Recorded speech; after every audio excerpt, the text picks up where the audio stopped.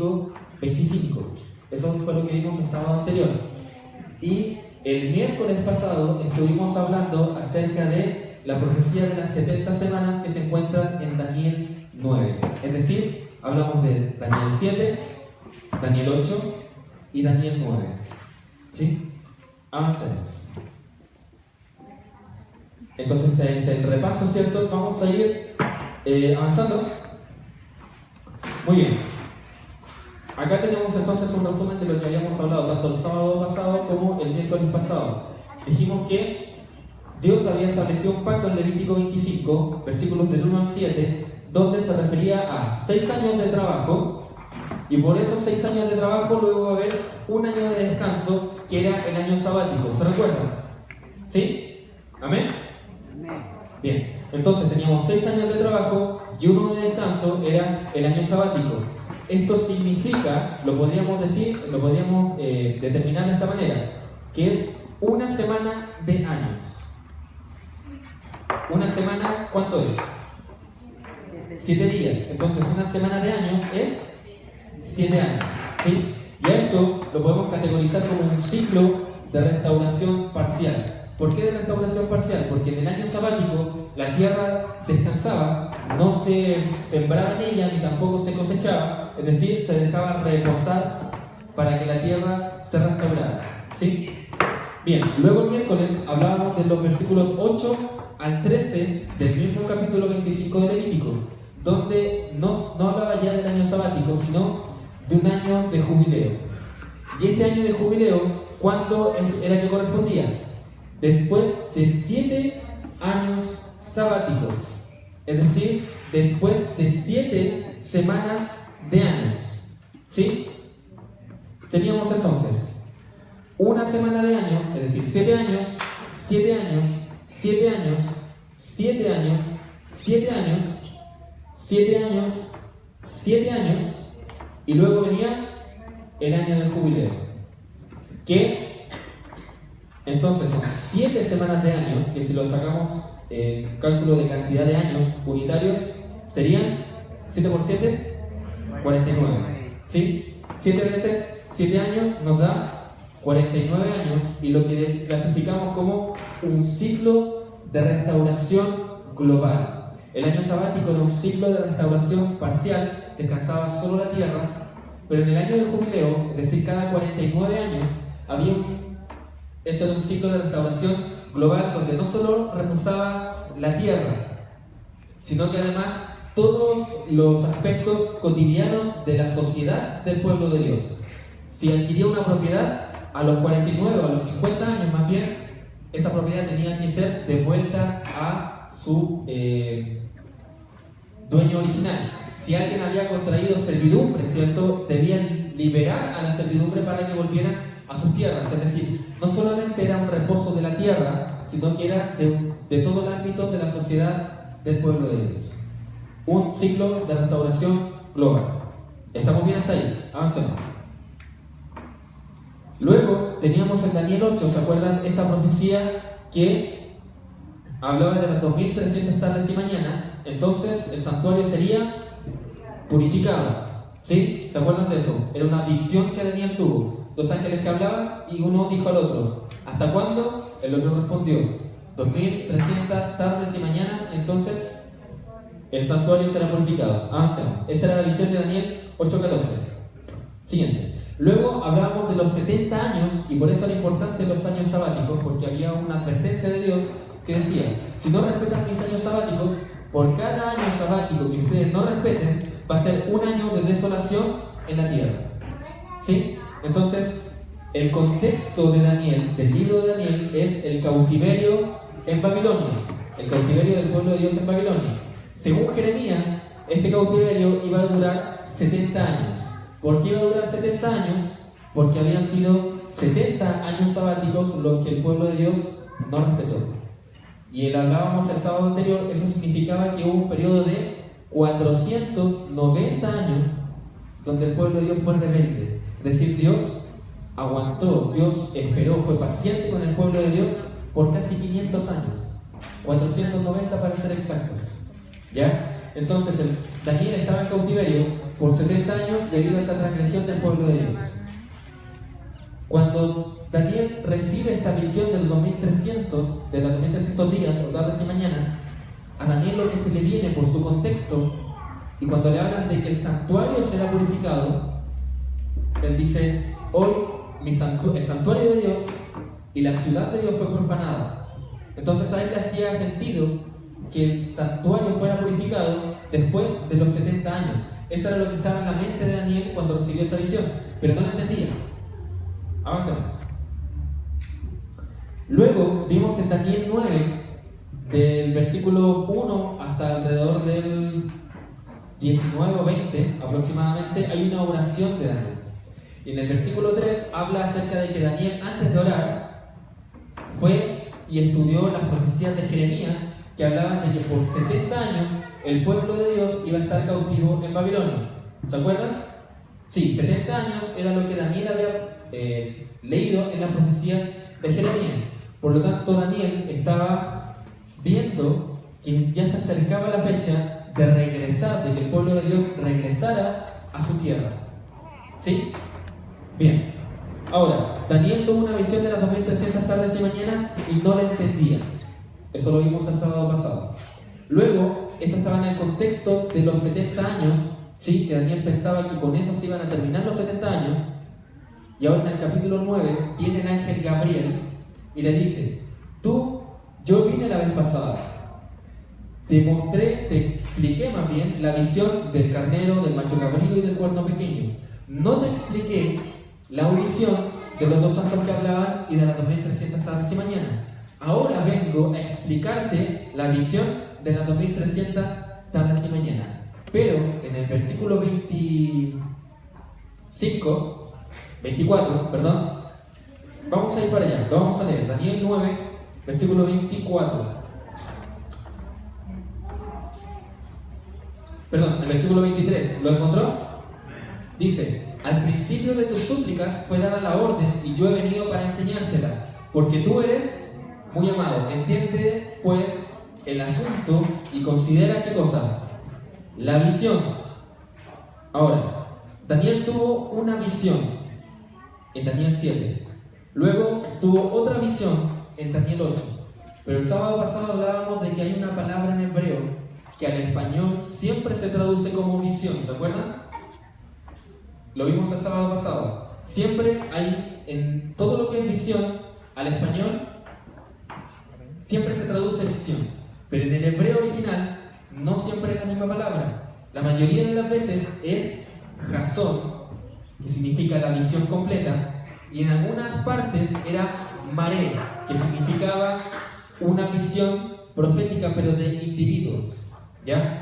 Y vimos que en este versículo, en el 23, cuando dice considera la visión, la palabra visión que allí dice es maré, es decir, se está refiriendo específicamente a la visión de los dos individuos, de los dos santos, respecto a los 2300 tardes y mañanas. Es decir, el ángel Gabriel, aquí en este versículo, viene específicamente a explicar la visión de las 2300 tardes y mañanas, que para Daniel había sido de mucho problema, porque él lo que quería saber era cuándo iban a terminar los 70 años de cautiverio.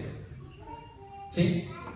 Pero el ángel Gabriel, en vez de venir y explicarle cuándo van a terminar los 70 años, y además, en vez de venir y decirle qué significan los 2300 tardes y mañanas, el ángel Gabriel introduce un nuevo periodo, como si fuera poco.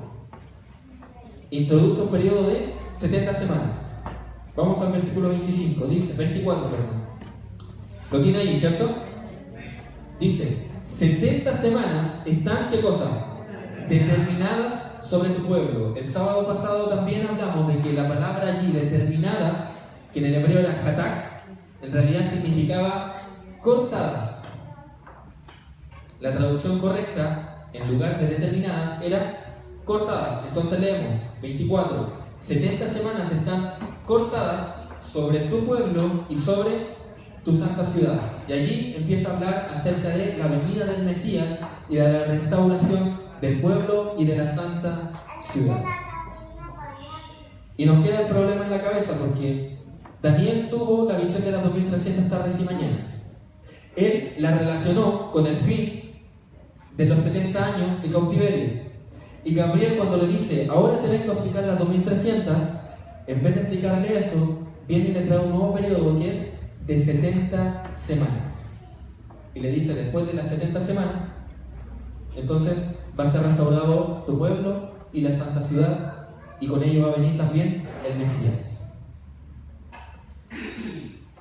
Mis hermanos, el propósito del ángel Gabriel al momento de decir 70 semanas están cortadas, cuando nosotros decimos que algo está cortado, significa que fue sacado de algo mayor, ¿cierto? Algo que es cortado es un trozo de algo que era más grande. Entonces, cuando el ángel Gabriel dice, te vengo a explicar las 2300 tardes y mañanas, y le dice que las 70 semanas están cortadas, lo que significa es que esas 70 semanas están cortadas de las 2300 tardes y mañanas. En otras palabras, lo que significa es que las 70 semanas son un periodo menor que están dentro de las 2300 tardes y mañanas. Ahora, ¿qué importancia tiene esto? Que si las 70 semanas están cortadas, significa que ambas tienen el mismo punto de partida. ¿Se entiende? Porque de las 2300 se extrajo las 70 semanas. Significa que ambas tienen el mismo punto de partida, solo que, por razones lógicas, las 70 semanas terminan antes que el periodo de las 2300 tardes y mañanas. ¿Se entiende esa analogía? ¿O no se entiende? Necesito que sean sinceros, porque si no entienden eso, entonces no podemos avanzar. ¿Se entiende, cierto? Sí, 70 semanas es un periodo menor, 2300 es un periodo mayor. Ambas tienen el mismo punto de partida, puesto que el periodo menor se desprende, se extrae del periodo mayor. ¿Sí? Avancemos. Ahora, tenemos 70 años de desolación, que era el periodo que el pueblo de Dios estuvo cautivo en Babilonia. Y tenemos 70 semanas donde el ángel Gabriel dice, después de esas 70 semanas, la santa ciudad y tu pueblo serán restaurados. Los 70 años de desolación fueron causados por 70 años sabáticos profanados, no respetados del pacto que Dios hizo con su pueblo. Lo cual dijimos anteriormente que significaba que fueron exactamente 490 años ¿de qué? De desobediencia. Bien. Esto representa los 70 años. Después de los 70 años iba a venir una restauración que vamos a llamar parcial. ¿Se acuerdan que el año sabático representaba una restauración parcial? Bueno, después de los 70 años de cautiverio, Dios prometió que el pueblo iba a volver a la ciudad, que el templo iba a ser reconstruido. Por lo tanto, aquí al finalizar las 70 semanas había una restauración parcial del pueblo de Dios. Pero cuando Gabriel introduce las 70 semanas, ya no está hablando de una restauración parcial, está hablando de una restauración global para toda la humanidad. Porque dice, después de las 70 semanas, o al momento dentro de este periodo de las 70 semanas, es que va a venir el Mesías príncipe, quien sabemos que es Cristo, quien quitó el pecado del mundo. Hizo una reconciliación de la humanidad con Dios y restableció esa conexión, esa comunicación entre el ser humano y Dios, e hizo una restauración global, porque ya no era una restauración solo para el pueblo de Dios, era una restauración para toda la humanidad, sea judío o sea gentil. Ya no eran solamente los siervos o esclavos del pueblo de Dios los que iban a volver a su tierra, sino que ahora eran los esclavos del pecado los que iban a volver a su lugar de origen, los brazos de su Creador. Eso era lo que representaban las 70 semanas, en contraste con los 70 años de desolación. Después de los 70 años, una restauración parcial. El pueblo de Dios volvía a su tierra. Pero después de las 70 semanas iba a haber una restauración global. Toda la humanidad iba a ser posible volver a los brazos de su Creador. Avancemos. Antes, una atrás. Las 70 semanas nosotros aplicamos, y en esto no nos vamos a detener porque lo damos por hecho, por sentado. Las 70 semanas representan 70 semanas de años, ¿cierto? Principio de día por año, al igual que los 1260 días, las 2300 tardes y mañanas, que también representan años, ¿ok? Entonces son 70 semanas de años, lo cual, si son 70 por 7, nos da un total de 490. Casualmente, el periodo que el pueblo de Dios fue desobediente con Dios fue de 490 años. Y el periodo después de la restauración parcial, el tiempo que iba a demorar Dios en hacer esa restauración global, era también de 490 años. A Dios absolutamente nada se le escapa y todo calza de manera perfecta. Avancemos. Ahora sí, nos detenemos entonces solamente en los periodos 70 años de desolación y las 70 semanas. Avancemos. Aquí están, 70 años, entonces era una restauración parcial. El pueblo de Dios volvía a su tierra. Y después de las 70 semanas, una restauración global. Toda la humanidad iba a ser posible volver a los brazos de su Creador. Avancemos. Ahora aquí hay algo que parece interesante. Tenemos, en el año sabático eran 7 años. Y por no respetar el año sabático, Dios lo multiplica por 10 y dice entonces 70 años es el tiempo de cautiverio. Y el año del jubileo era cada ¿cuánto? Cada 49 años. Y el año del jubileo representaba una restauración global. Ahora, la verdadera restauración global, Dios dice, esos 49 años, multiplícalo 10 veces y allí tienes el tiempo de restauración global, que son 490 años. Nos recuerda Daniel 1:20, donde dice que Daniel fue hallado 10 veces mejor que quién, que todos los magos y astrólogos de todo el reino de Babilonia. Dios utiliza los números para comunicarnos un mensaje importante y para demostrarnos también que para Él nada es al azar. Todo lo hace calzar de manera perfecta. Avancemos. Bien, y aquí tenemos el resumen de todas las fechas y todos los periodos que hemos visto. Tenemos primero Daniel, que tiene una visión, que es la maré, ¿verdad? De 2300 días. Daniel recibe esta visión y la relaciona con el fin de los 70 años. Es decir, Daniel quiere saber cuándo terminan los 70 años. Y él dice, bueno, si después de 2300 tardes y mañanas el santuario va a ser purificado, va a ser restaurado, y yo estoy esperando que pasen 70 años para que el santuario esté nuevamente restaurado, tiene que haber una conexión. Yo quiero saber qué significan las 2300 tardes y mañanas. Pero como Daniel quiere saber las 2300 tardes y mañanas, Gabriel viene y le explica, pero en vez de explicarle las 2300, le explica las 70 semanas. Es decir, le introduce un nuevo periodo. Eso está en Daniel 9, capítulo 2. Versículo 23. Ahí está mal ese versículo. Y entonces nos queda la gran interrogante. Ya sabemos qué va a ocurrir después de las 70 semanas. ¿Qué va a ocurrir después de las 70 semanas?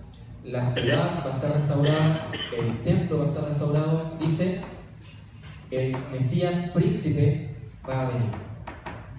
Está hablando de la santa ciudad de Dios y está hablando del templo, Cristo, como el templo que va a ser restaurado.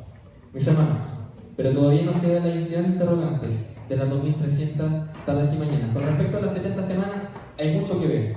El versículo 24 separa las 70 semanas en 7 semanas primero, luego en 62 semanas, y en total hacen, ¿cuánto? 62 más 7, 69. Y al final, en el versículo 26 o 27, no, perdón, 29, dice, vamos allá. Dice entonces, ¿sabe pues el versículo 25? Pues, y entiende que desde la salida de la orden para restaurar y edificar Jerusalén hasta el Mesías príncipe, habrá ¿qué cosa? 7 semanas y 62 semanas. Tenemos un total, dijeron por allá, de 69 semanas. Y luego en el versículo 27 dice, y por una semana confirmará el pacto con muchos. Es decir, tenemos 7, 62, suma 69, y por una semana más habla acerca de las 70 semanas. Con eso, hermanos, tenemos mucho que hablar, pero no es nuestro tema para el día de hoy, ¿ok? Nos vamos a concentrar en el versículo 25, porque nosotros queremos saber qué sucede en las 2300 tardes y mañanas.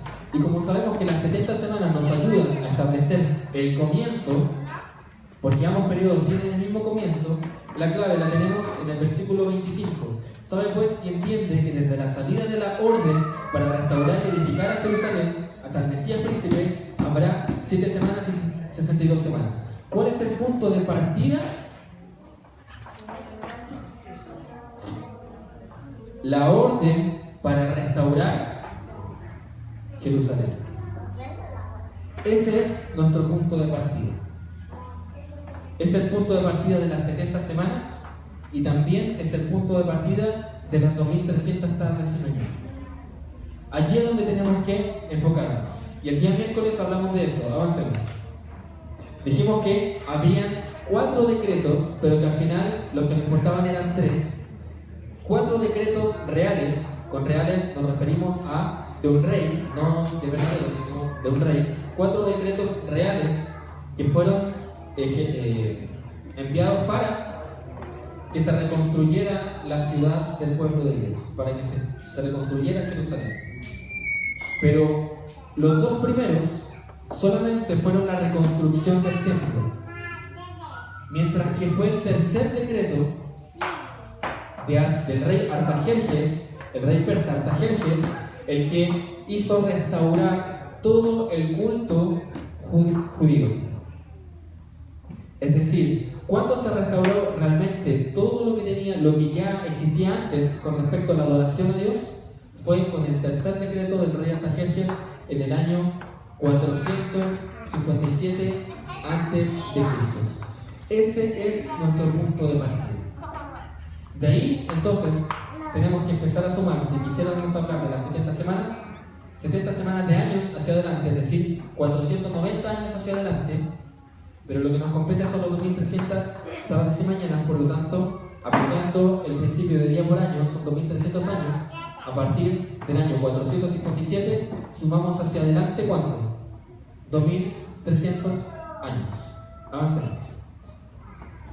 Y aquí tenemos un gráfico, ojalá que lo puedan ver bien, lo estuvimos viendo el miércoles, y tenemos una especie de línea de tiempo, ¿cierto? Donde está el primer decreto del año 538, el segundo que era el 519, decretos que no consideramos, y el que sí nos importa, que es el 457, donde marca el inicio tanto de las 70 semanas, que es lo que está marcado en blanco, que terminan con la muerte de Esteban en el año 34, y marca también el comienzo de los 2300 años, que finalizan en 1844. Si usted tiene allí una calculadora, yo no quise ponerlo en la presentación, pero si usted tiene una calculadora allí, yo voy a hacer el ejercicio en mi celular.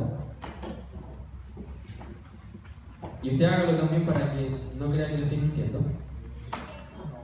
Vamos a decir 457, que es el año de inicio, más, pongámosle 490 años. Perdón, tiene que ser menos 457 más 490 años. Si alguien lo hizo, por favor dígame qué número le da. 33. Y dijimos que tenía que terminar en el año 34. Resulta que el año 0 no es considerado por las calculadoras, pero nosotros sí tenemos que considerarlo porque el año 0 sí existió. Fue el año en que nació Cristo. Y ese año hay que contarlo. Por lo tanto, si le sumamos el año 0, nos da exactamente la fecha del 34 después de Cristo con la muerte de Esteban. Finalizan las 70 semanas, pero eso no es lo que nos importa. Nos importa 1844, entonces vamos a sumar ahora. En negativo al 457 más 2300 nos va a dar 1843. Pero con el año 0 Nos da entonces la fecha de 1844. Ese es el periodo que marca la profecía de las 2300 tardes y mañanas. ¿Estamos claros hasta aquí? ¿Sí? ¿O todavía hay dudas? ¿Está claro? Las 70 semanas y las 2300 tardes y mañanas tienen el mismo comienzo. Fijamos que el decreto de Artajerjes en el año 457 marca ese comienzo común de ambos periodos. Sumamos hacia adelante 2300 tardes y mañanas, que son 2300 años, y llegamos a la fecha de 1844.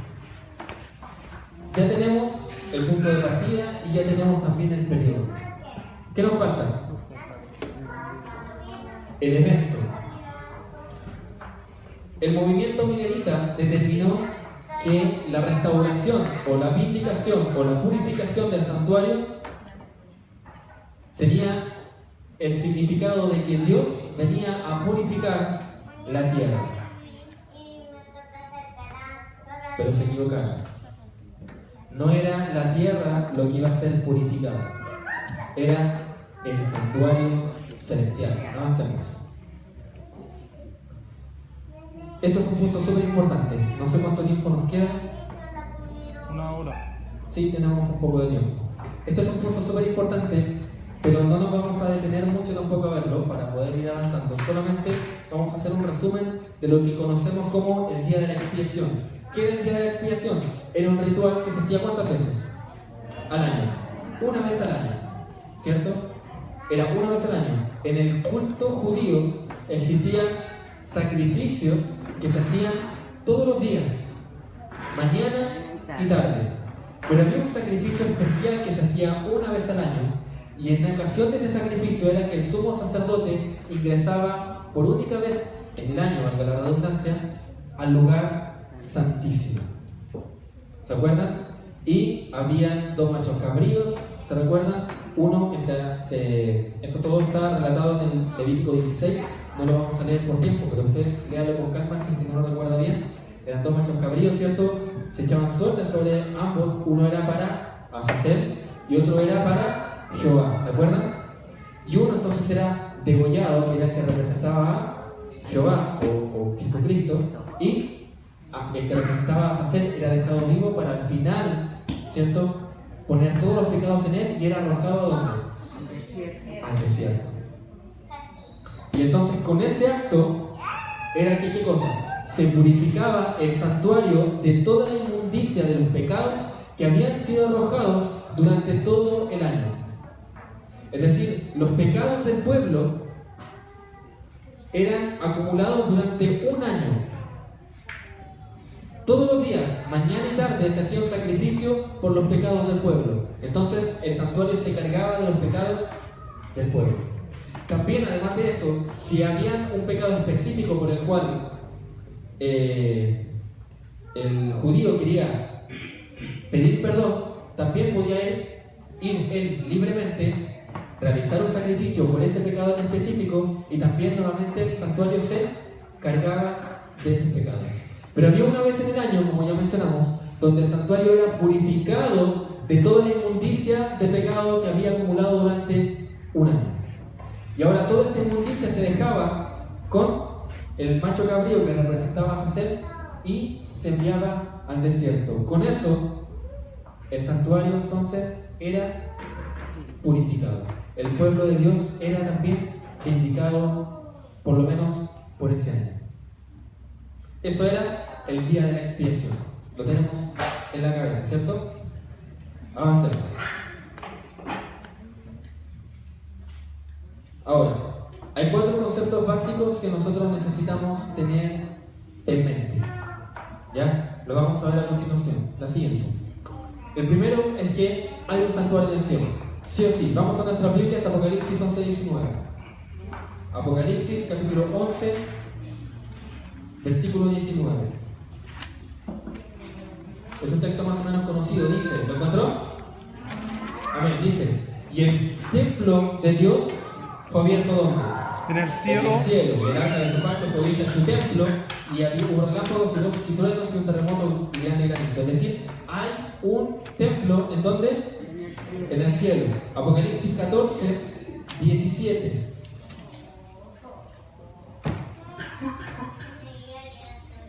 Apocalipsis 14, 17 dice: y salió otro ángel, ¿de dónde? Del templo que está en ¿dónde? En el cielo, teniendo también una voz aguda. Dice. Entonces, reafirmamos que hay un templo en el cielo. Hebreos 9:24. Hebreos capítulo 9, versículo 24 dice: porque no entró Cristo ¿en dónde?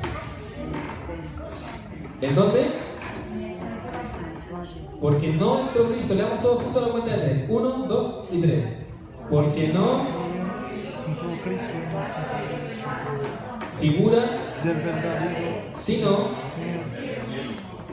para presentarse ahora por nosotros en la presencia de Dios. Aquí vamos a rescatar dos cosas. Número 1, reafirmamos que hay un santuario en el cielo. Cristo entró no en el santuario terrenal hecho de mano, sino en el santuario en el cielo, donde está ¿quién? Donde está Dios. Importante ese punto. Recuérdenlo. ¿Ya? En el santuario del cielo donde está Dios. Y el último que vamos a ver para este punto es Hebreos capítulo 9, versículos del 8 al 12. ¿Lo encontró? Dice: dando en esto a entender el Espíritu Santo que aún no estaba descubierto el camino para el santuario, entre tanto que el primer tabernáculo estuviese en pie. Es decir, mientras el tabernáculo de la tierra estuviese en pie, no podría todavía funcionar. ¿Cuál? El tabernáculo del cielo. Lo cual era figura de aquel tiempo presente en el cual se les presentaban ofrendas y sacrificios que no podían hacer perfecto en cuanto a la conciencia al que servía con ellos, ya que consistía solo en comidas y bebidas y en diversos lavamientos y ordenanzas acerca de la carne que le fueron impuestas hasta el tiempo de la restauración. ¿Hasta cuándo? Hasta el tiempo de la restauración. Mencionábamos que las 70 semanas finalizaban un ciclo o comenzaba más bien un ciclo de restauración global. Versículo 11: mas estando ya presente Cristo, sumo sacerdote de los bienes que habían de venir, para el más amplio y más perfecto tabernáculo, no hecho de manos, es decir, no de esta creación, y no por sangre de machos cabríos ni de becerros, sino por su propia sangre, entró una vez en donde, habiendo obtenido eterna redención. Es decir, reafirmamos entonces la idea de que hay un santuario en el cielo. Primer punto importante era que hay un santuario. Ese es el primero, perdón. Sí, un santuario en el cielo. Avancemos. Pensé que era el segundo. El segundo punto importante para entender todo esto es que el ministerio de Cristo es un ministerio de dos compartimentos. Y vamos a ir a Hebreos capítulo 9, versículo 3. ¿Lo encontró? Amén. Dice: y tras el ¿qué? El segundo. El segundo. Si había un segundo velo, ¿qué significa? Que tiene que haber como dicen, bueno, en realidad dicen en primera sin segunda, pero obviamente también podemos decir que sí, no puede haber segunda sin un primero. Y tras el segundo velo estaba la parte del tabernáculo, que es llamado ¿qué cosa? El lugar santísimo. El lugar santísimo. Entonces, haciendo memoria de lo que era el santuario terrenal, ¿cierto? Estaba el lugar santo, donde estaba el primer velo que separaba el atrio del lugar santo, y luego estaba el segundo velo que separaba el lugar santo del lugar santísimo. Es decir, el ministerio de Cristo es un ministerio de dos compartimentos. Hay una obra que hacer en el lugar santo y una obra que hacer en el lugar santísimo. ¿Por qué? Porque así era la ley judía, donde el sumo sacerdote realizaba esa obra, y Cristo es el antitipo, ¿sí? El cumplimiento verdadero de ese sumo sacerdote. Entonces tenemos santuario en el cielo y un ministerio de dos partes. Avancemos. Luego, el tercer concepto, algo que ya mencionamos, era el borrar los pecados. Y para eso vamos a ir a Hebreos capítulo 10, versículo 12 y versículo 17. Dice, ¿lo encontró? Amén. Pero este, habiendo ofrecido por los pecados un solo ¿qué? Sacrificio para siempre, se ha de sentar a la diestra de Dios. Y versículo 17 dice, y nunca más me acordaré de sus pecados e iniquidades. Es decir, la obra, el ministerio de dos compartimentos que se realiza en el templo del cielo, ¿qué hace? Borra los pecados. ¿Sí? Avancemos. Y el último es el juicio.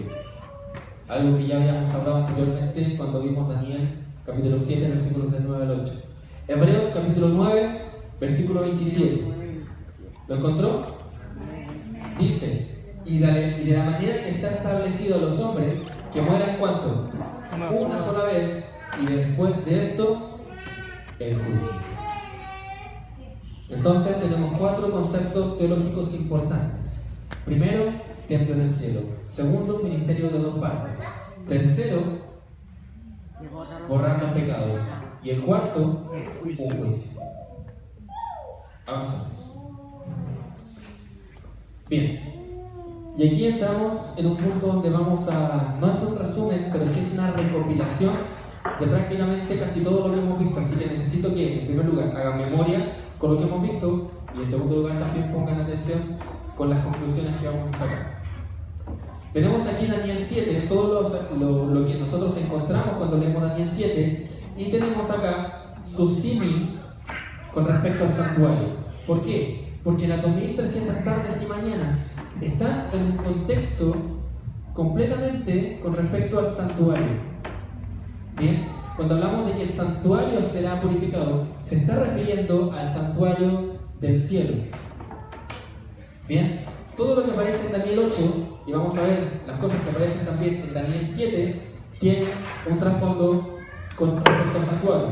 Entonces, ¿qué hay en Daniel 7? Versículo 9, ¿te acuerdan? Y se sentó ¿quién? El anciano de días, que representa a Dios. ¿Dónde estaba Dios en el templo del pueblo de Israel? Del cielo. ¿Dónde estaba Dios en el templo? En el lugar santísimo. La presencia de Dios, que era llamada Shekinah. Es decir, la presencia de Dios estaba en el templo de la tierra a través de la Shekinah. Y en Daniel 7 encontramos a Dios, la presencia de Dios a través de el anciano de días. Luego, uno como hijo de hombre, ¿se acuerdan? Vamos a ir para allá, no lo veo que no me creen mucho. Vamos a ir para allá. Daniel, perdón, estaba en Hebreos. Vamos a ir entonces a Daniel, capítulo 7. El versículo exacto no lo recuerdo muy bien, pero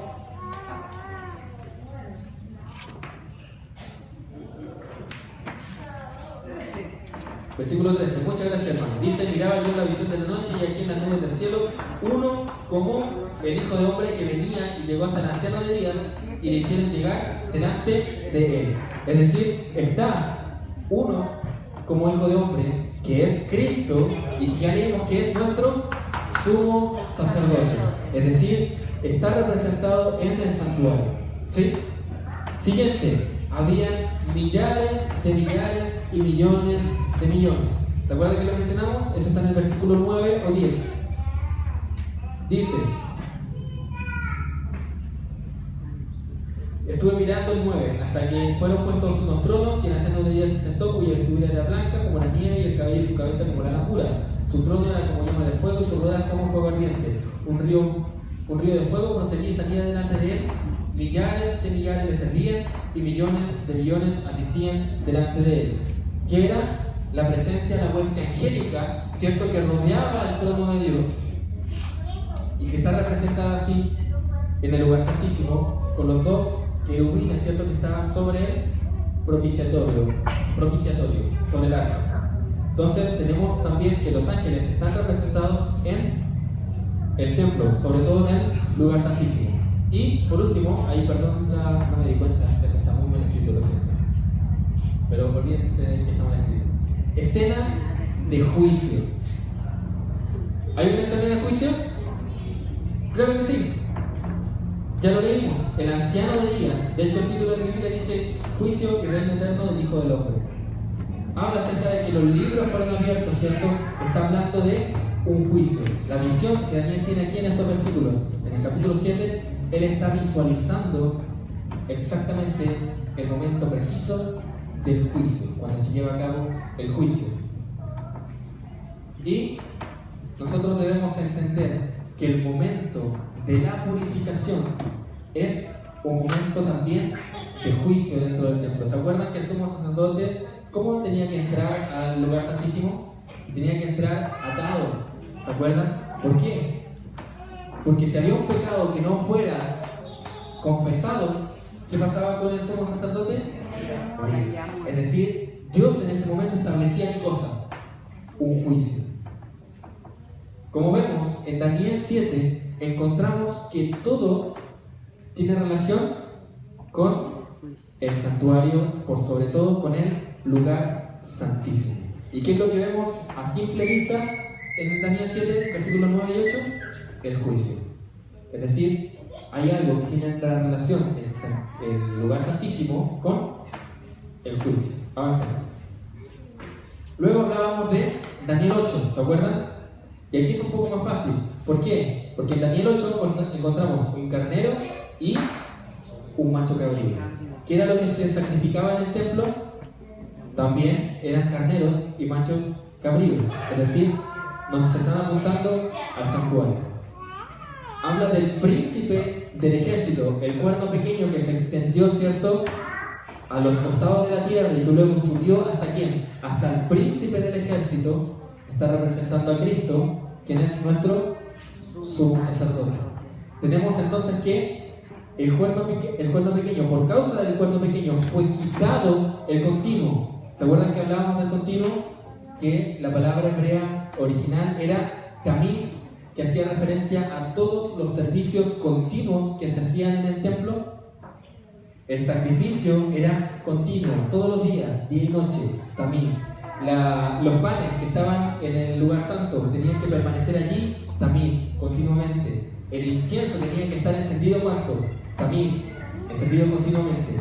Es decir, el continuo fue quitado del príncipe del ejército y está haciendo referencia a todos los servicios continuos que se realizaban en el santuario. Y por último, habla aquí del santuario será purificado. Cuando en Daniel 8, 14 aparece la palabra santuario, en su Biblia en español, en el hebreo aparece Kodech.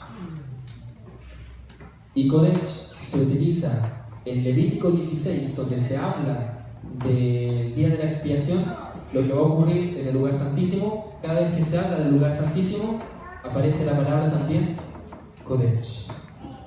Entonces tiene su símil con respecto al santuario en el lugar santísimo. Como vemos, Daniel 7 y Daniel 8, todo gira en torno al templo, en torno al santuario, en torno al servicio, ¿cierto?, al perdón de los pecados y el juicio. Avancemos. Y ahora tenemos una comparativa en Daniel 7 y Daniel 8. Las similitudes que tienen, y hay algo que tienen en común. Bueno, tienen muchas cosas en común, pero hay algo en particular que está marcado ahí en amarillo. Pero vamos a repasar. En Daniel 7 aparece un león, que no aparece en Daniel 8. Recordemos que en Daniel 8 ya Babilonia estaba casi por finalizar, por lo tanto ya no era necesario que apareciera en la visión. El león representaba a Babilonia. Luego en Daniel 7 vemos que aparece un oso y en Daniel 8 aparece el carnero. Ambos representan ¿a quién? A Medo-Persia. Luego tenemos en Daniel 7 un leopardo, en Daniel 8 aparece un macho cabrío y ambos representan a la misma entidad, Grecia. Luego tenemos el dragón, ¿cierto? O la bestia espantosa, indescriptible, que ve Daniel, ¿cierto? Y en Daniel 8 tenemos al cuerno pequeño en su faz imperial, que es Roma imperial. Luego en Daniel 7 tenemos los 10 cuernos, que en Daniel 8, al igual que el león, no aparece. Uy, está. Ahí sí. ¿Qué significa Europa dividida? Los reinos de Europa dividida.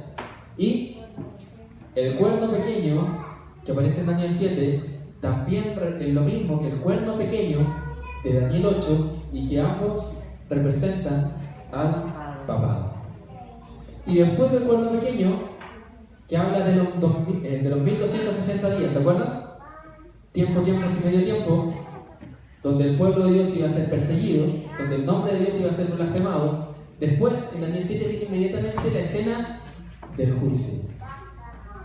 Y en Daniel 8, inmediatamente también después de lo que hace el cuerno pequeño, que hace caer a las estrellas el ejército del cielo, que se enaltece hasta el príncipe de los ejércitos y que le es quitado de él por causa del cuerno pequeño, el continuo, toda su obra intercesora. Después aparece la purificación del santuario. Y eso no tiene una interpretación. ¿Por qué? Porque el juicio en el cielo es su interpretación en sí mismo. Y la purificación del santuario es exactamente lo mismo. Es decir, en Daniel 7 tenemos una visión de un juicio, y en Daniel 8:14 tenemos este santuario purificado después de 2300 años, que también representa el comienzo de una obra de juicio. Y después del juicio viene el reino entregado al Hijo del Hombre, y después de las 2300 tardes y mañanas en que el santuario empieza a ser purificado, comienza entonces el tiempo de fin. Muchas gracias.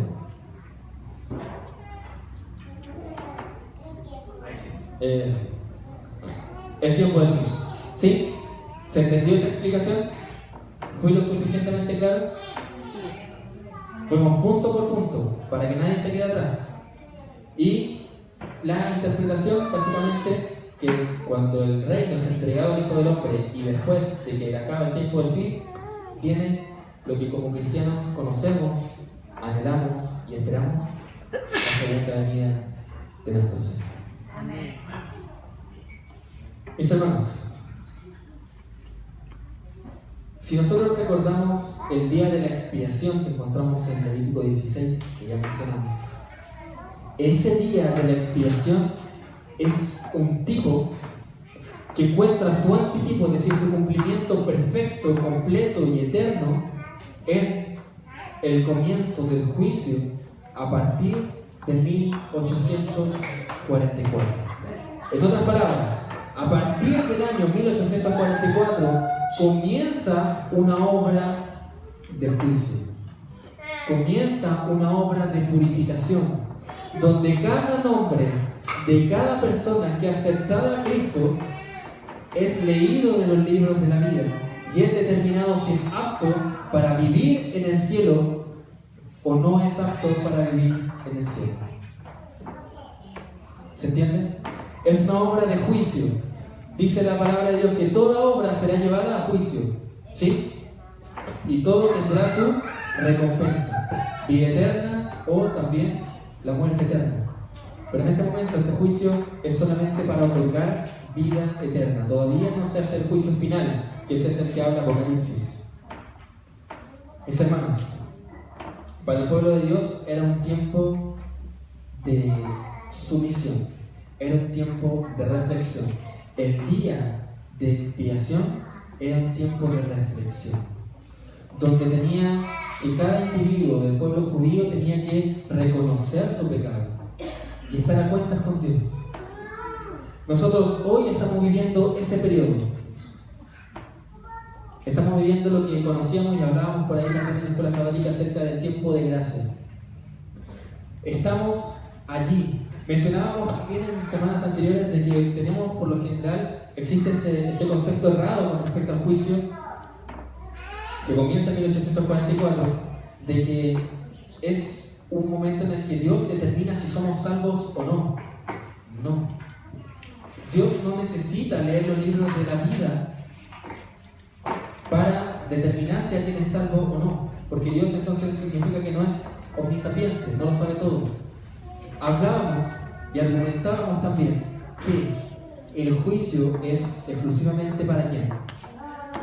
Para las huestes celestiales, para los ángeles y otros seres creados que presenciaron la rebeldía de Satanás y que vieron cómo Satanás puso en duda la ley de Dios. Por eso se habla de el santuario será purificado, será vindicado, el carácter de Dios va a ser restaurado, ya no habrá dudas con respecto a que Dios y su ley son eternamente perfectos. Creo que todo esto que hemos hablado y que hemos invertido varias semanas en hacer el estudio, revisar muchas cosas, creo que podríamos haberlo resumido en un solo tema, tal vez, o viendo muchas cosas y solamente entregando mucha información ya procesada. Pese a que de igual manera lo hemos hecho, porque si no nos hubiéramos extendido demasiado. Pero hermanos, es necesario en algún momento estudiar estos temas en profundidad. Todavía más profundo de lo que lo hemos hecho, porque hay muchas cosas que hemos dejado afuera. Y entender realmente lo que significa esta obra de juicio que Cristo está haciendo hoy en el santuario celestial. Que lo que significa que nosotros llevemos este nombre de adventistas del séptimo día. Y que nosotros, lo que significa también para nosotros como adventistas, el saber que debemos predicar un mensaje y que muy probablemente ese mensaje ni siquiera nosotros lo entendemos bien. Debemos estudiar las profecías de Dios, debemos estudiar los 2300 tardes y mañanas, entenderlo y llevar este mensaje. La hora de su juicio ha llegado, decía el primer ángel en Apocalipsis 14:6. Mis hermanos, reflexionemos al respecto, dediquemos más tiempo a estudiar la palabra de Dios. Y yo sé que lo hemos repetido varias veces en estos días, pero lo quiero repetir otra vez. Estamos en 10 días de oración, que van a ser culminadas con 10 horas de ayuno. Participemos, vengamos. Hay un lindo grupo que se ha reunido hasta ahora cada mañana y queremos que más hermanos puedan gozar de esta bendición. Daniel, después de esta visión de las 70 semanas, que vinieron después de Daniel 8 y Daniel 7, estuvo 3 semanas orando y ayunando.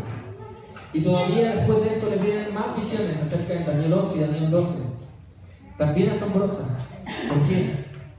Porque Daniel tenía un corazón dispuesto a recibir. Él quería saber.